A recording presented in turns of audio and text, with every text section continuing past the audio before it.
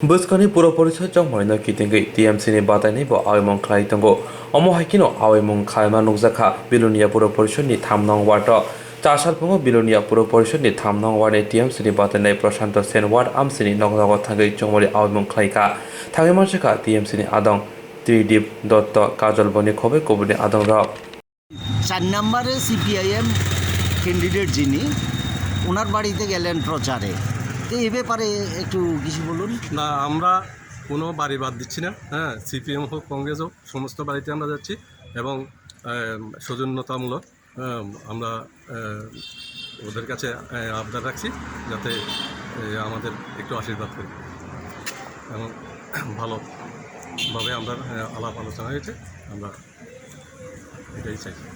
নেতৃত্ব বলুন তো আজকের প্রচার নিয়ে আপনি কিছু বলুন।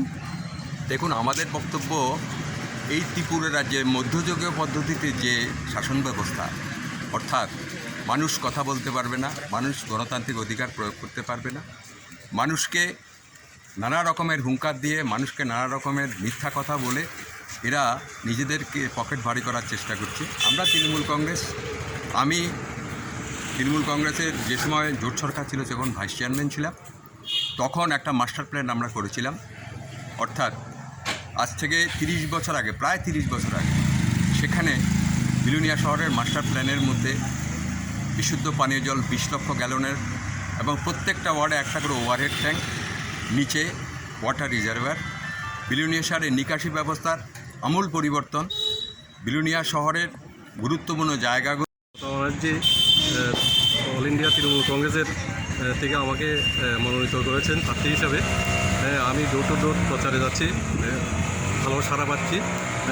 বিলুনিয়াতে 25 বছরে যে উন্নয়নটা হয় নাই এবং এই 4 বছরে একটা নতুন কোনো উন্নয়নেই তারা নতুন কোনো কাজই করেনি।